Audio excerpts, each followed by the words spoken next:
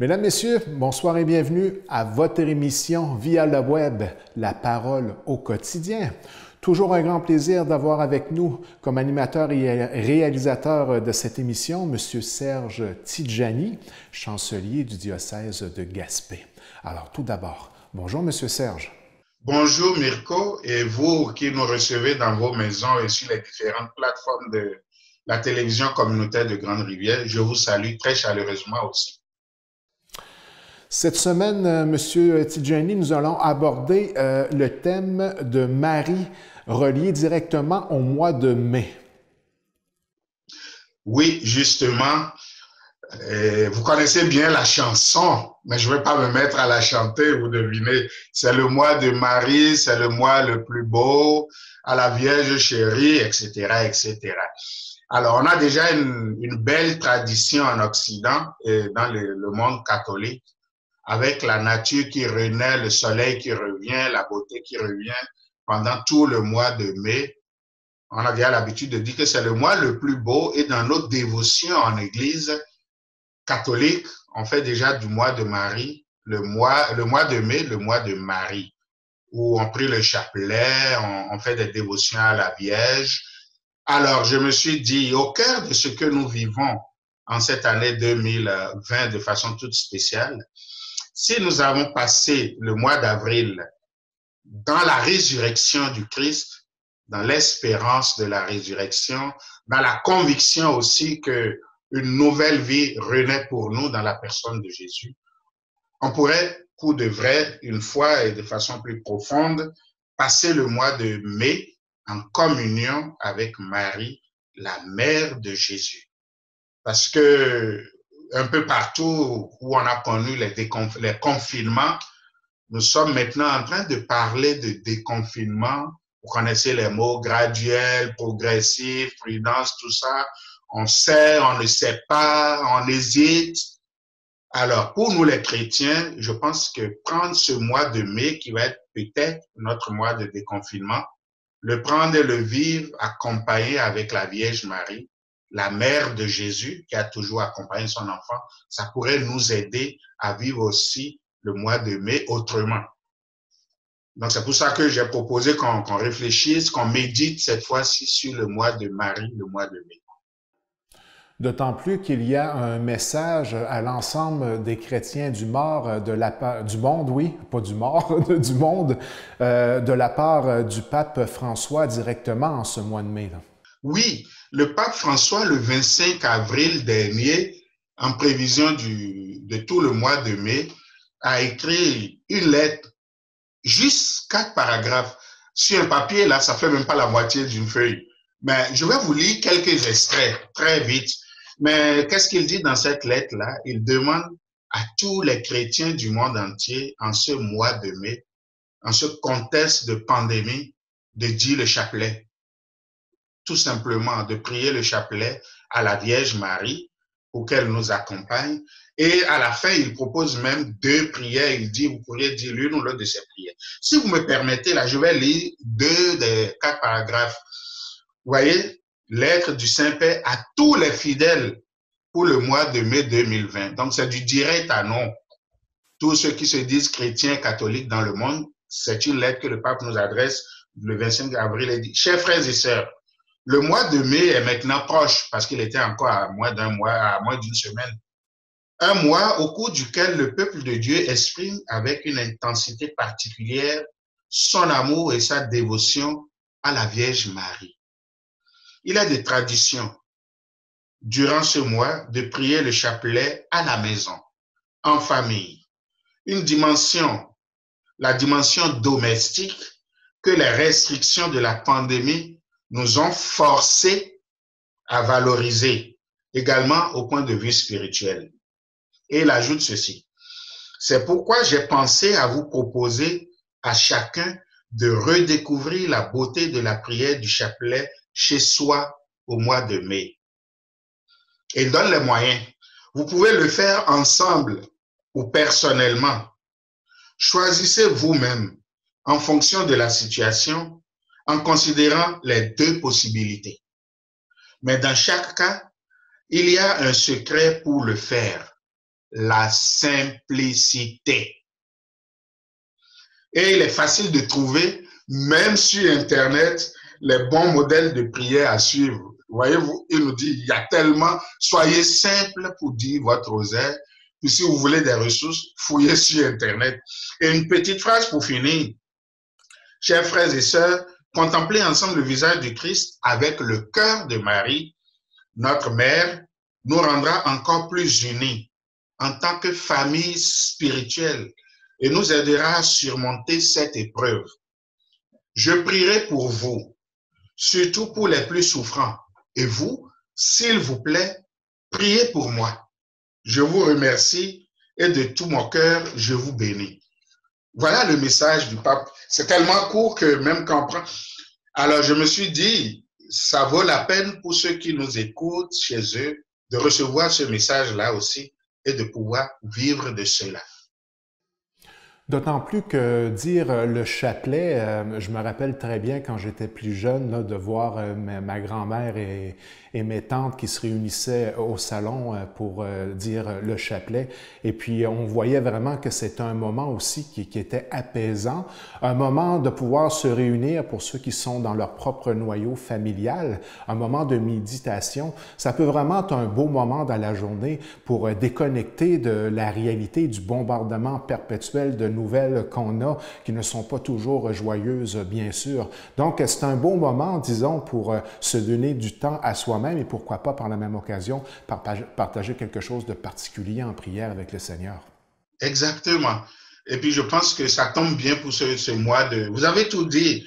C'est vraiment redécouvrir ou vivre de façon spéciale un élément très fort dans notre tradition chrétienne, à savoir prier le chapelet, prier avec la Vierge Marie en regardant la vie de Jésus.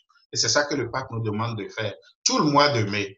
Et je pense qu'il y a une génération, moi je fais toujours un petit coucou à nos aînés, les générations de vos grands-parents, de mes grands-parents, de mes parents, moi je les appelle la génération chapelet. Puis rentrer dans les CHSLD en ce moment-ci, rentrer dans leur maison, moi ça m'a toujours édifié de les voir avec leur chapelet. Et je suis sûr qu'en ce moment-ci, ce qu'ils vivent, beaucoup de nos aînés ont leur chapelet en main. C'est une ressource inépuisable et ça nous interpelle.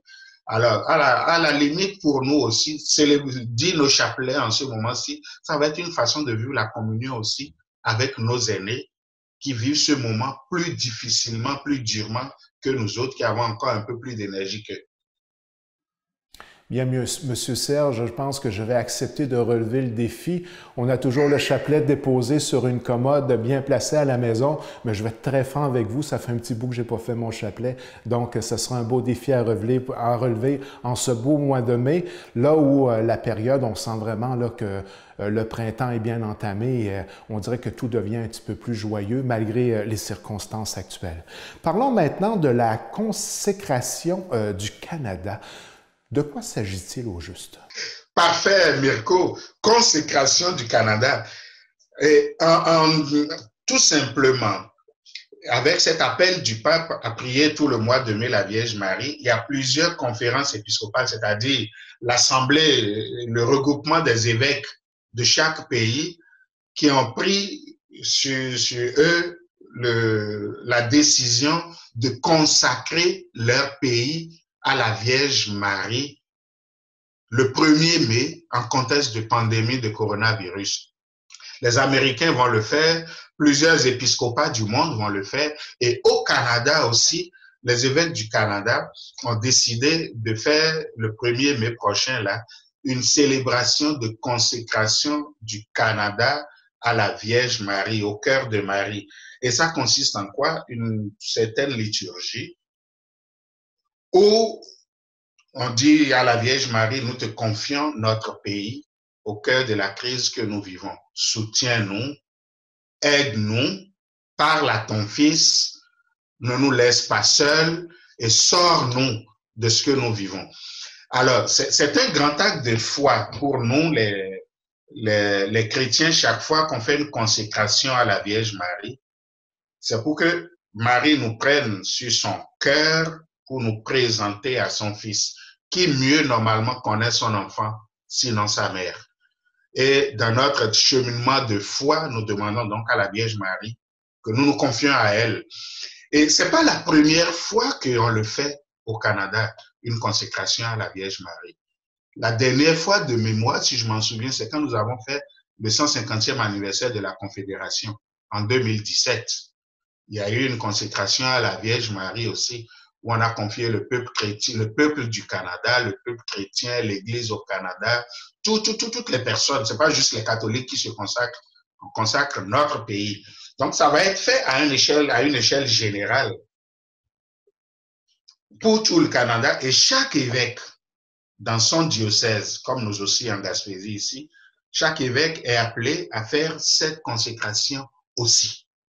Et la ressource qu'on a, on est invité à l'envoyer aux prêtres pour que eux aussi, ils prennent ce temps de prière le 1er mai, ou peut-être dans les jours qui vont suivre, de faire cette même consécration à la Vierge Marie. Et plus encore, nous, dès que j'aurai fini cette émission, je vais mettre en ligne sur le site du diocèse de Gaspé cette consécration-là, pour que même dans les familles, les gens qui le veulent prennent le temps de vivre ce moment-là. Un père de famille, une mère de famille, des gens chez eux à la maison fassent cette consécration à la Vierge Marie au début de mai pour cheminer tout le mois de mai en mettant notre pays dans les mains de la Vierge Marie. Parce que, disons-le honnêtement, vous écoutez les politiciens et nos autorités civiles comme moi, c'est toujours du on essaye, on ne sait pas, peut-être que ça va marcher. Vous avez beaucoup entendu ce langage. Mais pour les hommes et les femmes de foi que nous en est, au cœur de cette incertitude réelle-là, ajoutons notre foi et prenons nos ressources aussi, nos personnes qui peuvent nous aider. Donc, c'est le sens même de notre consécration à la Vierge Marie. Ça. Et toute une belle liturgie est préparée là-dessus. Justement, en ce qui concerne ces ressources-là, on peut les retrouver où? Et est-ce que ça fait partie de la démarche globale qu'on discutait en début d'émission en ce qui concerne faire le « Je vous salue Marie » avec notre chapelet, ou ce sont plutôt un ensemble d'éléments qu'on doit regrouper ensemble pour répondre à la mission demandée? Oui, c'est sûr que la question des ressources, aujourd'hui, là, on a la chance avec Internet. Je suis sûr que dès que vous aurez écrit consécration à la Vierge Marie, Canada, 1er mai, des choses comme ça, vous allez le retrouver. Mais ce que nous, on va faire au diocèse de Gaspé, nous allons poster en ligne la lettre du pape, les 2 prières qu'il propose aux gens de faire.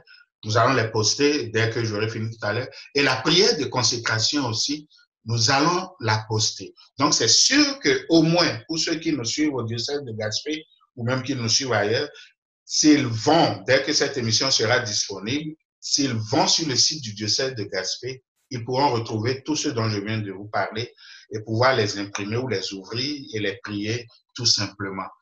C'est important de vivre ce moment de communion-là. Donc, en terminant pour l'émission de cette semaine. En terminant pour l'émission de cette semaine, je vais me permettre une fois encore de dire aux gens, tenons bon, nous autres, gardons la foi aussi, continuons de prier au cœur de ce que l'humanité souffre, de ce que l'humanité vit en ce moment, continuons de prier, c'est important. Nous n'avons peut-être pas de grands moyens, nous ne sommes peut-être pas les solutions techniques ou même les solutions sociales de ce qui arrive, mais nous pouvons faire partie spirituellement de la solution. Et j'allais même dire, nous pouvons faire partie divinement de la solution. Et pour finir, je ne lirai pas la prière du pape, la deuxième prière, elle est très longue, ça prend toute une page, mais je vais me permettre tout simplement de clôturer en lisant quelques extraits. Et j'espère de quoi donner du goût aux gens d'aller retrouver la totalité de cette prière. Alors, est-ce que j'y vais? Oui. Ô Vierge Marie, tourne vers nous tes yeux miséricordieux en cette pandémie du coronavirus et réconforte tous ceux qui sont perdus et pleurent leurs proches décédés, parfois enterrés d'une manière qui blesse l'âme. Soutiens ceux qui sont inquiets pour les personnes malades auprès desquelles ils ne peuvent pas se rendre pour éviter la contagion. Inspire confiance à ceux qui sont dans l'angoisse en raison d'un avenir incertain et des conséquences pour l'économie et le travail. Que cette épreuve, cette dure épreuve se termine et qu'un horizon d'espoir et de paix revienne. Protège les médecins, les infirmières, les travailleurs de santé, les bénévoles. Sois proche de ceux qui s'occupent jour et nuit des malades et des prêtres. Éclaire l'esprit des hommes et des femmes de science. Aide les dirigeants des nations. Touche les consciences afin d'éviter des catastrophes similaires à l'avenir. Fais naître dans le monde un sentiment d'appartenance à une grande famille pour nous libérer de cette terrible pandémie. C'est juste quelques extraits de chaque paragraphe que j'ai pris. Et à la fin de cette prière-là, je dis tout simplement Amen. Et je rappelle à tous ceux et celles qui nous écoutent, le Seigneur est avec nous. Dieu est avec nous. Le Seigneur ne nous abandonnera pas et nous nous en sortirons plus forts parce que cette victoire, nous la gagnerons avec Dieu aussi.